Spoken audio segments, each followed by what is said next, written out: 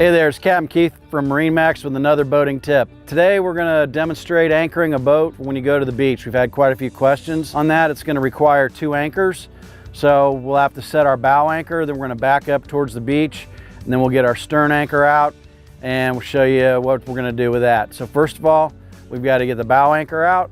This Boston Whaler's got a windlass. So the first thing we have to do is release the cable on here, holding it on here, and then I've got a remote control that I can drop the anchor from right here, so I can hit the down button and down she goes. So there goes the end of the chain. Now we're into the anchor rod, the rope. Now what I'm going to have to do, since I'm here by myself, other than my trusty cameraman, is step back to the helm and put this boat in reverse and start backing up towards the beach. Okay, so now we've moved back to the helm and I've got control of the windlass right here. So I can hit the down button and just keep slowly backing up towards the beach. Now when I get back here shallower, I'm going to want to trim up my engines so that they're not getting into the sand. So you just get your trim button here on the side and you'll start trimming those up, and we'll just continue backing up, and then boom. There you just felt that plow anchor set. You're gonna feel it grab. Like I said in the other videos before about anchoring, you need to set that anchor. So once it kind of grabs, give it a little bit of a pull to dig that anchor into the sand and into the ground. So then it's gonna hold you there. So now we've backed the boat up close to the beach. I'm gonna take the line, tie it off to the cleat here. And then I'm just gonna take my stern anchor. And right now I'm just going to toss it up towards the shore.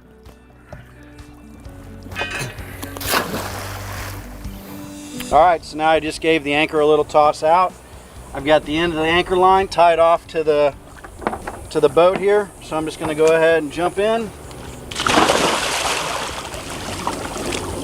Now I've got the boat, so I can pull this up even further. So as I'm going by, I'm just going to grab the anchor, pulling the boat back, walk this on up towards the beach.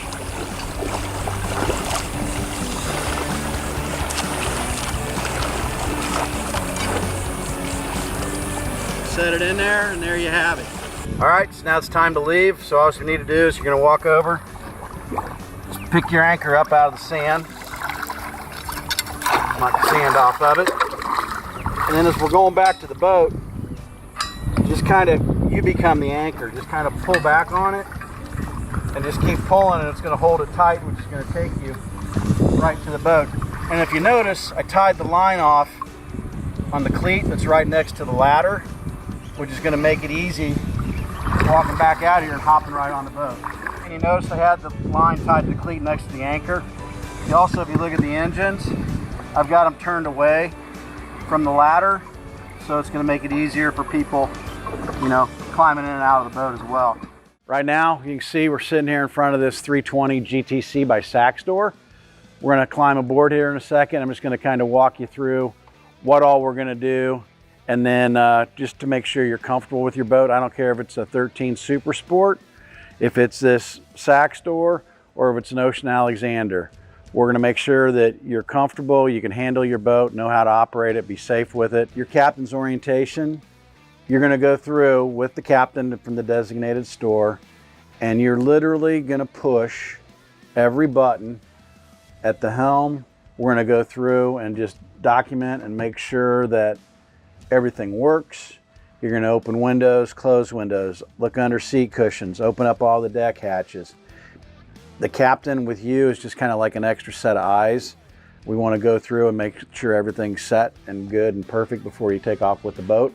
Then you will go through the operation of the boat, you know, starting it, stopping it. Once again, I'll preach it every day. The throttle only button on these binnacles here, most important thing on all these boats with digital throttle and shift. When you push that in, if anybody were to inadvertently hit these throttles, the boat's not going to go anywhere. Or if somebody bumps the joystick, it's not going to move. The RPMs will go up, but that's it. Your VHF radio, we'll go through all the protocols on that. And then over here on the port side of the boat, on this particular boat, is your main distribution panel, your power source, your power supply. You've got all the breakers, all the switching and all that stuff for the whole boat. So everything, anything on these boats, like I said, whether it's a 13 Super Sport on up to a big old Ocean Alexander, we're gonna go through, check the systems with you, and then finally make sure you're happy, you're comfortable, you can run the boat, understand your chart plotter, go through all the different systems and things on here. There's a lot to it, but it's not hard. See you guys out on the water. How's it going, everybody? Captain Nick out here, Captain Keith, and today we're gonna be talking about the real danger out on the water, and that is the sun. This guy.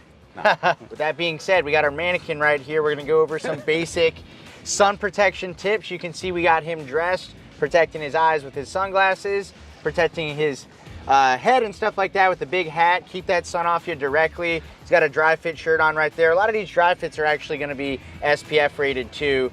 And I know you wanna show off your beach bod and stuff like that, but sometimes it's nice to stay covered up, and your body, your skin will thank you later on in the evening when you're not hopping into the shower in pain, and also 20, 30 years down the road when we're talking about melanoma and different sorts of skin cancers like that. One more thing for you. There you go.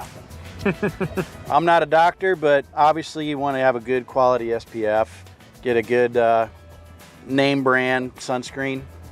So there you go. And get those annual skin checks, guys. Stay safe out on the water. As always, a big part of that is protecting yourself from the sun. But today we're going to talk specifically about reading different wave forecasts. What are those things that you're looking for, Keith, when you're reading wave height particular? First of all, I'm looking at this. Just so happens we're coming by here. Take a look at these flags, Kelly. So on this dock, they're all standing out. They're bent over a little bit. So it gives me a great idea of the wind direction and the wind speed. So give you an example, Keith. Let's say that we have waves coming from 270. I know Windfinder will give you a direction. 270, 4 seconds apart at 4 foot. What does that even mean? What does that mean for your boat? Is that nasty weather or what's going on? It's gonna mean stay the heck home. Yeah. So yeah, that's stacked up really tight. And a 4 foot wave, guys, is actually an 8 foot drop. So your wave height's measured off of a flat plane. So you got the 4 foot rise, but then you're gonna have that trough on that backside. And if they're only 4 seconds apart, it's gonna be bad. It's like a washer machine. What we're talking about by seconds, that's timing the seconds between the waves, okay? So 4 seconds, for instance, would be a really tight chop, really nasty weather. Now you get waves that are 12 seconds apart, you're gonna be going up and down them, up and down them, but you're really not gonna be super uncomfortable. So that's reading wave heights. We've talked about different apps that we use. Also checking those weather buoys, because that's real-time data on what the waves are doing right now, and that'll give you an idea of what the weather's doing 100 miles offshore while you're sitting on your living room sofa.